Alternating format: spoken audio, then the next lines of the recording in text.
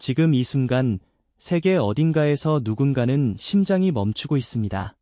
그리고 그중 일부는 살아서 돌아옵니다. 그런데 그들이 돌아와서 하는 이야기가 너무 놀랍습니다. 나라도 다르고 문화도 다르고 종교도 다릅니다. 어떤 사람은 미국의 60대 할머니이고 어떤 사람은 인도의 30대 남성이며 또 어떤 사람은 한국의 20대 청년입니다. 이들은 서로 만난 적도 없고 서로의 이야기를 들은 적도 없습니다. 그런데 이들이 돌아와서 하는 말이 섬뜩할 만큼 똑같습니다.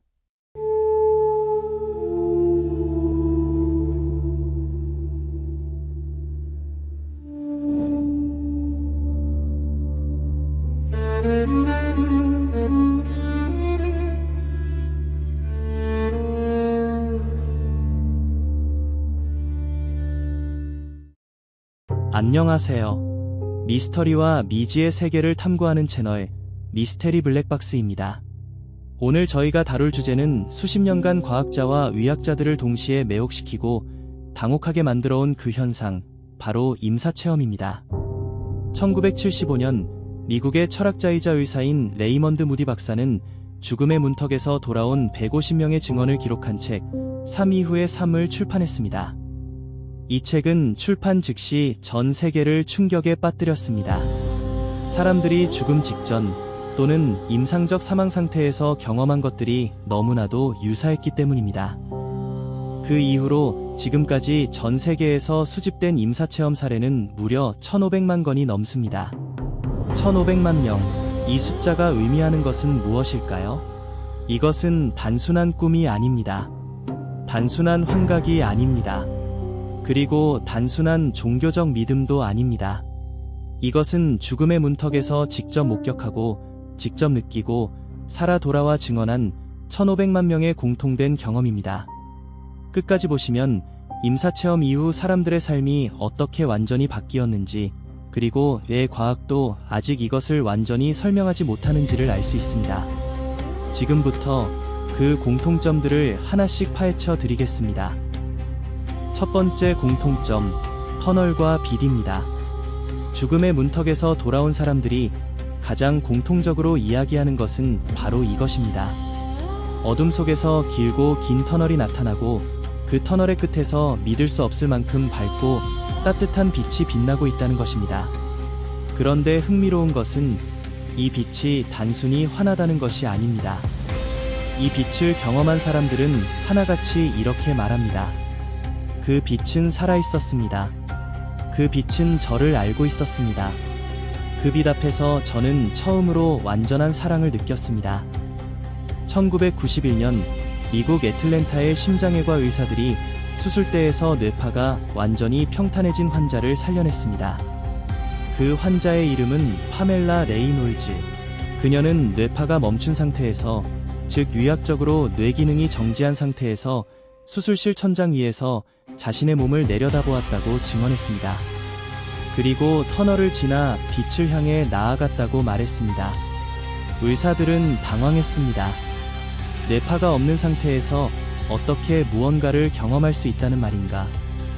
두 번째 공통점, 유체 이탈입니다. 터널과 빛 다음으로 가장 많이 보고되는 경험은 자신의 몸 밖으로 나오는 것, 즉 유체 이탈입니다. 수술대에 누워있는 자신을 천장에서 내려다본다는 것입니다. 이것이 단순한 환각이라면 설명이 되지 않는 사건들이 있습니다.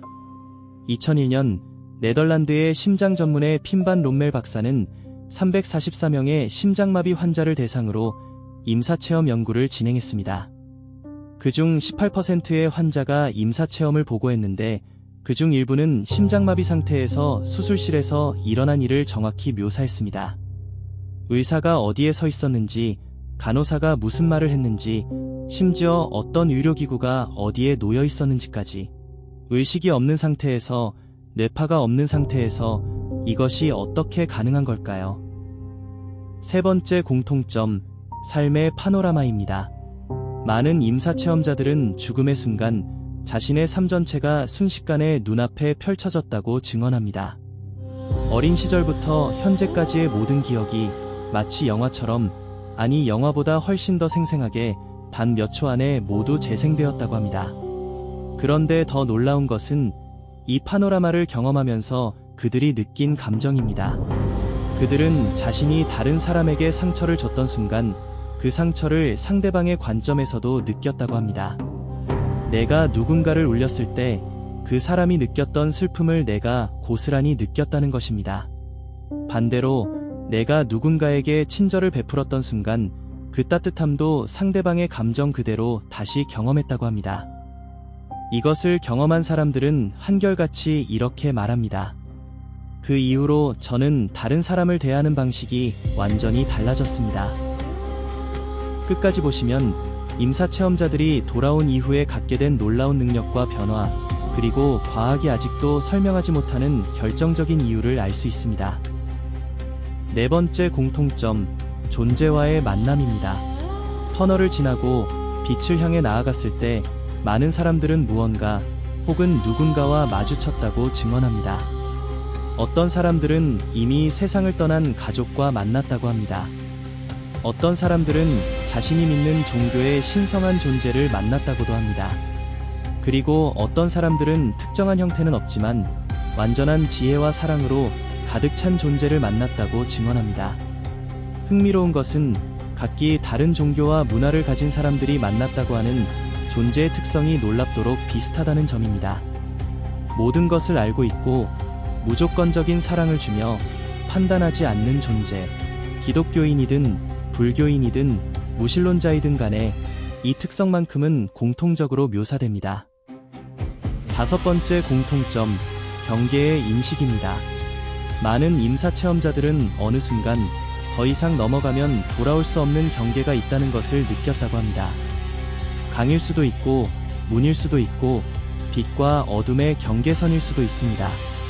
그 형태는 사람마다 다르지만 개념은 동일합니다. 저 너머로 가면 이쪽으로 돌아올 수 없다.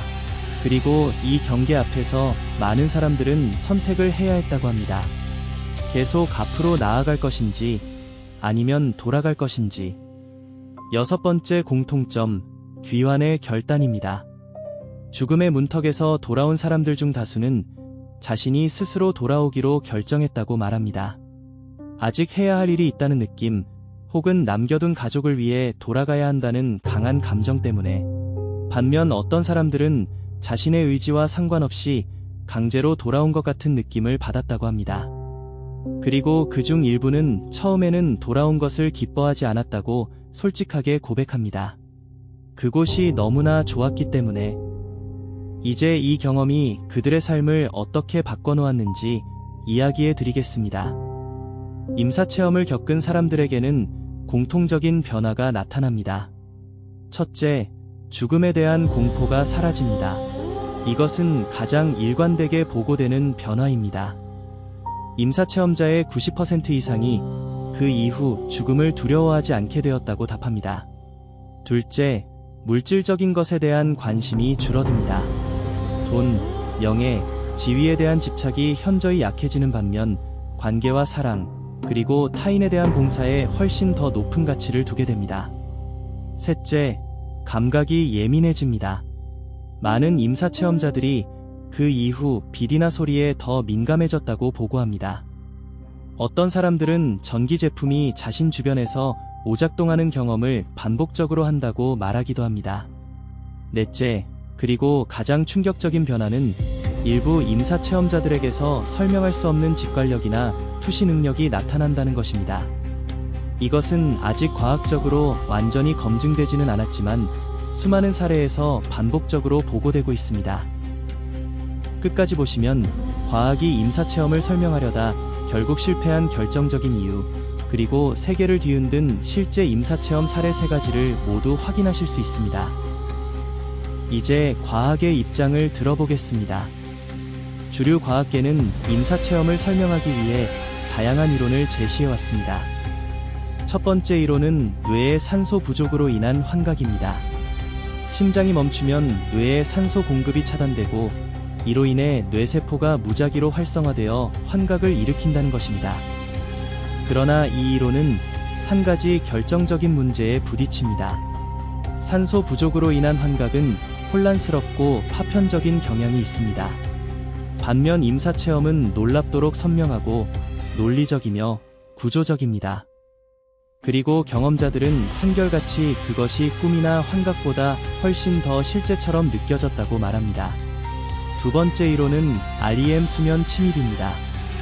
의식을 잃을 때 수면과 각성 사이의 경계가 무너지면서 꿈과 유사한 상태가 나타난다는 것입니다.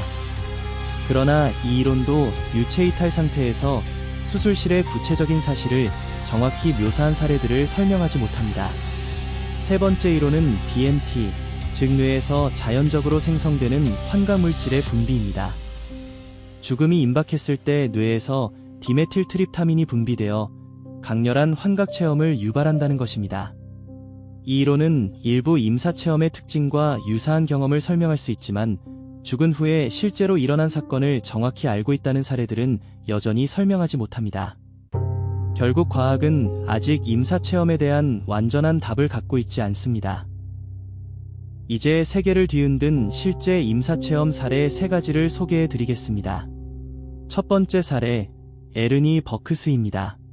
1943년 제2차 세계대전 중 전투기 조종사였던 그는 격추당한 후 바다에 추락했습니다. 익사하는 순간 그는 자신이 몸 밖으로 나와 전쟁터 전체를 위해서 내려다보는 경험을 했습니다. 그는 빛을 향해 나아갔고 이미 전사한 동료 조종사를 만났습니다. 그의 동료는 그에게 말했습니다. 아직 내 시간이 아니야. 그는 살아 돌아왔고 그 이후 30년 동안 자신의 경험을 공개하지 않았습니다. 아무도 믿지 않을 것이 두려워서. 두 번째 사례, 아네타 무르자네크입니다. 폴란드 출신의 이 여성은 2011년 수술 도중 심장마비로 임상적 사망을 선언받았습니다. 22분간 심장이 멈춰 있었던 그녀가 살아 돌아온 것만으로도 기적이었지만 더 충격적인 것은 그녀가 의식을 잃은 상태에서 수술실 밖 복도에서 일어난 일을 정확히 묘사했다는 것입니다. 수술 중 복도에서 어떤 간호사가 다른 간호사에게 특정 내용의 이야기를 했는지, 어떤 사람이 복도를 지나갔는지를 그녀는 눈을 감은 채 심장이 멈춘 채 알고 있었습니다. 세 번째 사례, 하워드 스톰입니다. 무신론자였던 이 미국인 교수는 1985년 파리 여행 중 장천공으로 쓰러졌습니다. 병원 침대에서 숨이 끊어지는 순간 그는 자신이 몸 밖으로 나와 있다는 것을 깨달았습니다. 하지만 그의 임사체험은 다른 사례들과는 달리 처음에는 극히 어둡고 공포스러운 것이었습니다. 그는 어둠 속에서 자신을 위협하는 존재들을 경험했습니다. 그러다 결국 빛 속에서 자신이 믿지 않았던 신적인 존재를 만났습니다. 그 이후 그는 무신론자에서 신학자로, 교수에서 목사로 삶이 완전히 뒤바뀌었습니다. 그렇다면 이 모든 것이 우리에게 말하는 것은 무엇일까요? 죽음의 문턱에서 돌아온 사람들이 공통적으로 경험한 것들, 그리고 그 이후 그들의 삶이 공통적으로 변한 것들을 종합해보면 하나의 메시지가 떠오릅니다. 우리가 살아가는 이 삶은 끝이 아닐지도 모른다는 것입니다. 그리고 그 경계 너머에서 가장 중요하게 여겨지는 것은 돈이 아니고 명예도 아니고 성공도 아니라는 것입니다. 그것은 오직 우리가 얼마나 사랑했는가, 그리고 얼마나 다른 사람에게 친절했는가 하는 것이었습니다. 1500만 명의 증언이 가리키는 방향은 하나입니다. 지금 이 순간 당신 옆에 있는 사람을 더 사랑하십시오. 오늘 미스테리 블랙박스가 준비한 내용이 여기까지입니다. 이 영상에서 가장 충격적으로 다가온 공통점이 무엇이었는지 댓글로 꼭 알려주세요. 여러분의 이야기가 저희 채널의 다음 콘텐츠를 만들어갑니다. 그리고 만약 여러분 주변에도 이와 유사한 경험을 한 분이 계신다면 이 영상을 공유해주세요. 혼자 간직하고 있던 그분의 경험이 이 영상을 통해 조금이나마 이해받을 수 있을 것입니다. 미스테리 블랙박스 채널에는 오늘과 같이 과학과 신비의 경계에 있는 이야기들이 매주 새롭게 업로드됩니다. 지금 바로 구독 버튼을 눌러주세요. 구독은 무료이고 그 대가로 당신은 매주 이 세계에서 가장 놀라운 이야기들을 가장 먼저 만나게 됩니다. 알림 설정도 반드시 켜두세요. 미스테리 블랙박스의 다음 영상을 절대 놓치지 마시기 바랍니다. 죽음이란 무엇인지, 삶이란 무엇인지, 우리는 오늘도 그 답을 찾아 나섭니다. 미스테리 블랙박스였습니다.